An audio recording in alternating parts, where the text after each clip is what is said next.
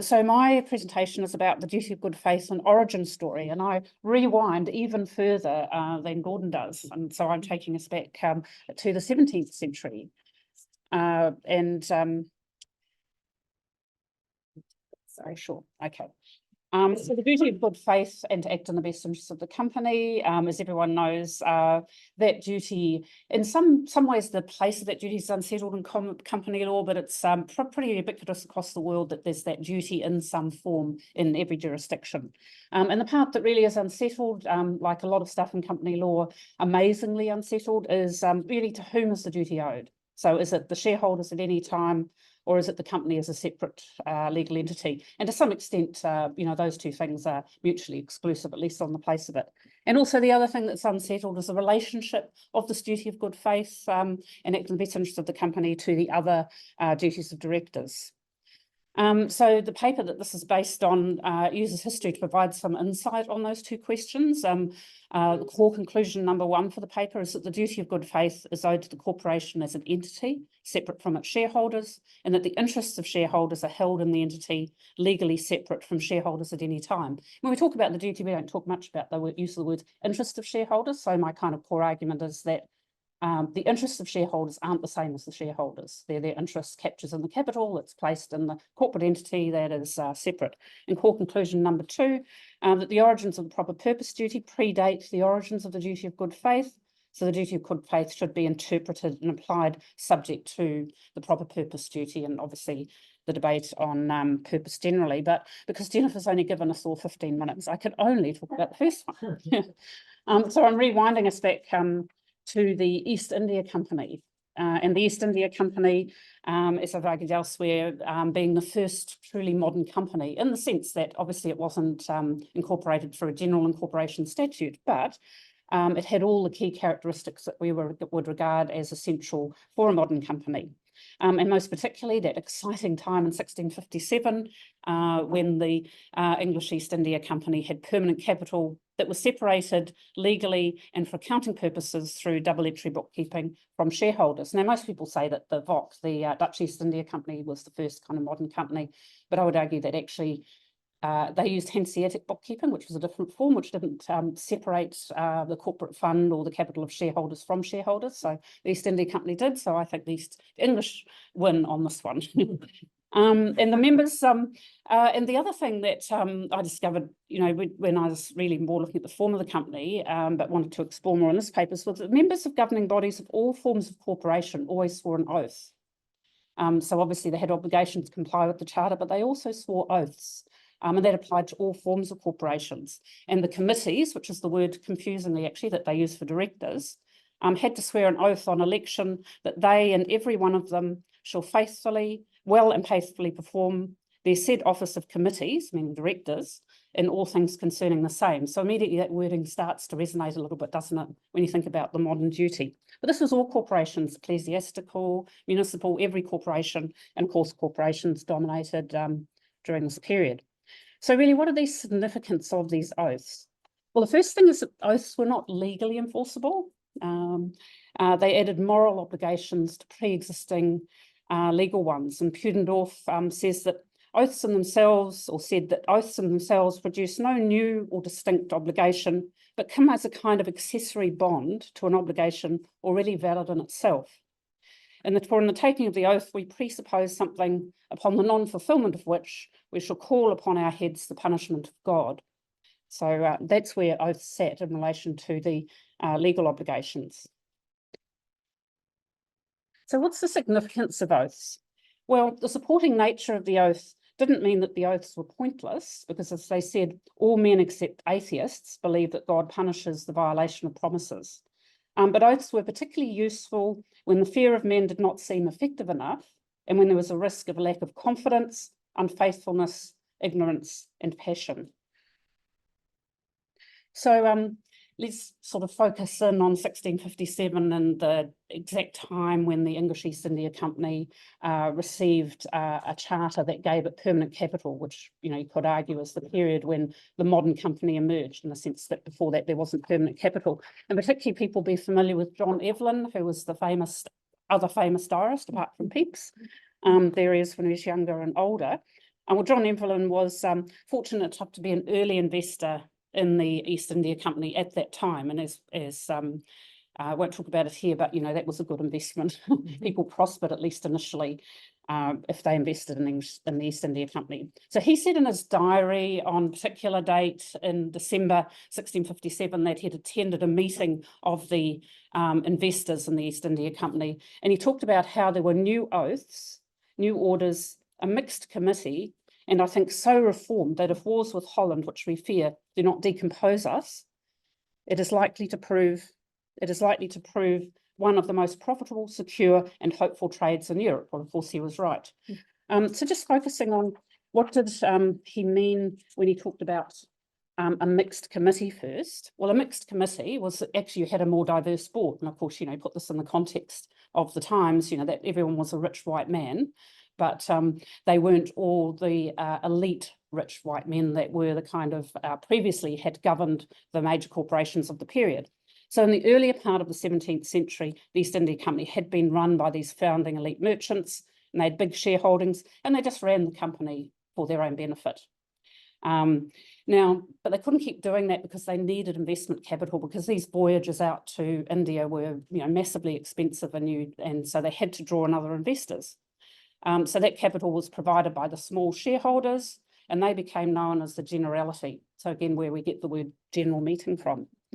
In exchange for capital, generally, the Generality insisted on increased rights, including being represented on the governing body and having interested investors considered. So that's where the word mixed committee comes from, I think, but also probably led to the shift in the wording of the oath in the English East India Company to the general oath that was sworn by people taking on governing roles in all corporations. So here's the wording of the oath, and I just wanted for the second part really just focus on some of the words in the oath to sort of show you what emerged. So the first part there is the part that kind of was common to all oaths, but again, there's a familiarity to those words, isn't there? That you'll be faithful and true during the time of your place as governor. I'll focus in on it. We swear to be faithful and true during your time of your place of governor or deputy or trust, in the word sense of entrusted, nothing to do with, the more modern idea of trust, as one of the committees, directors, their word for directors, of the fellowship or company of the merchants of London trading to East Indies. So that was the wording of the oath that was very similar to every oath that a committee, director of a corporation swore. But, to be faithful and true, those wordings, good faith, very much related to the performance of the office or duty, which I think is quite interesting. Secondly, it was around complying with the charter, which contained the public purpose, if you like, of the corporation. So very much he was swearing to comply with the charter that had granted incorporation. But then the wording that, then we see the wording that was new, the new oath. The second part, and again, I'll focus in on that. You shall be careful to see and provide that an equal and indifferent hand be carried on in the government of this fellowship and in the affairs of all the adventurers, word for shareholders, that shall adventure or put in stock. So there it required that the shareholding committees, directors, who obviously controlled or were on the board, didn't favour their own interests above the interests of all of the stockholders or shareholders. And that wording was new because the investors had pushed through the previous 50 years or so to make sure that their interests were protected in the oath. So equal and indifferent hand, and just to sort of show why they wanted, or the investors said, well, we're not going to put money in unless you do this. In the earlier part of the 17th century, the controlling elite majority had actually, one of the ways in which they favoured themselves is that they'd made distributions in commodity.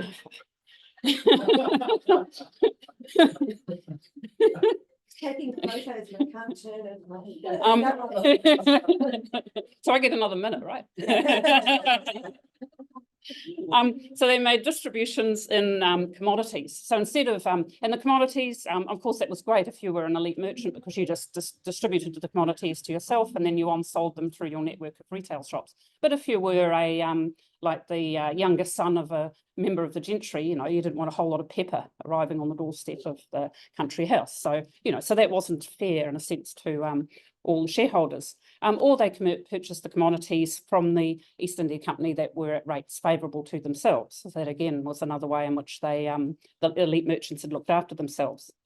So the investing shareholders insisted, and one of the interesting things was that voting rights weren't attached to shares at that time, they were attached to individuals, and of course that also gave the small investing shareholders quite a lot of power. So they were able to insist, both through their voting rights and also through their investing power, that the sale that they got paid in cash, not kind, and that the commodities, if they were on-sold, that they were on-sold at market rates, not special rates.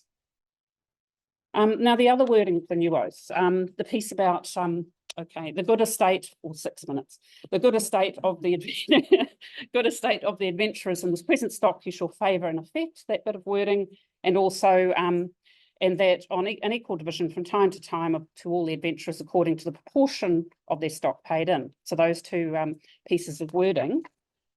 So there again, what I think that's showing us is that suddenly in 1657, remember these are new words, but essentially what you've got is a capitalist enterprise because you're getting a return on capital. And that's really significant when you think that prior to that, what used to happen is they'd go on a voyage or sometimes several voyages, and at the end of everything would be split up, and then they'd start again with a new set of voyages. But suddenly we have capitalism here because the capital's permanent, and then everyone gets a share of the profit or the excess that's distributed. So it's a really fundamental shift that's demonstrated in that oath. The other interesting thing about the wording, the governing body was expected to consider the affairs or interests of the shareholders rather than the shareholders themselves. And again, I would argue that's really significant. It might not seem a big thing, but it means that the shareholders come and go at any time, that idea, but actually the interests of the shareholders, which is the capital held by the company, well, that remains. So you're considering their interests held within the company as the capital. And I think it supports arguments that the sense that the duty was owed to the interests of shareholders rather than the shareholders themselves, which is again the way that you reconcile, is it owed to the shareholders, is it owed to the entity? Well, it's owed to the interests of shareholders in the company. Now, it might not be in many ways, when we think about our modern way of trying to widen the obligations that directors owe to include other stakeholders or other stakeholder interests. I think it's difficult if you look at the origins of this duty to run that argument, at least if you look at the origins of this duty. Now, just finally, and just to flick forward, so this idea of the mixed nature of directors, well, the case that's generally considered as the founding case on directors' duties, which I think, also traces through to, lots of jurisdictions beyond the UK, is of course Charitable Corporation of Sutton. And you see here also this mixed nature of directors in the sense that you'll see the wording there. I take the employment of director to be of a mixed nature. Now, everyone focuses on the second part of this, that committee men are agents. And one thing is, of course, the word agent didn't mean in 1757, when this was decided, what it means there. So they weren't agents in a legal agent sense, but employ them in this trust. And again, trust, at least arguably even then, didn't mean when we talk about a trust there, it was more the idea of being entrusted with something. And then to direct and superintend the affairs of the corporation. But at the top there, that it's a mixed nature, partakes of the nature of a public office. So the idea that it was a public office did remain. So it was a mixed nature, and it was a dual nature that directors had. And I think there is the foundations to at least argue that even though the duty of good faith might be owed to the interests of shareholders, there's something more there around charters and corporation statutes that could even override the duty of good faith. So I'm losing my voice. So I'll finish. Thank you.